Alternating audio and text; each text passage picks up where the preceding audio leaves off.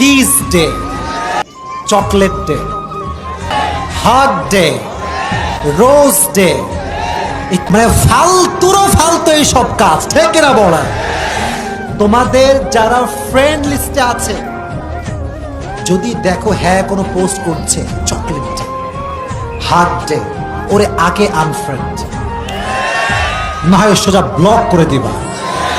যে খ্রিস্টানদের সভ্যতা অনুসরণ করবে সে আমার ফ্রেন্ড লিস্টে থাকার কোনো যোগ্যতা রাখে না।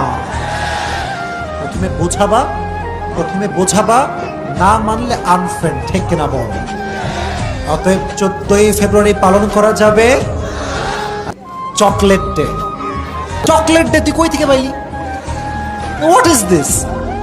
মানে ফালতু এইসব কাজ। অতএব 14ই ফেব্রুয়ারি পালন করা যাবে। আল্লাহ মেয়েদেরকে, যুবকদেরকে বোঝার তৌফিক দান করুন, সকলেই পড়না আমিন।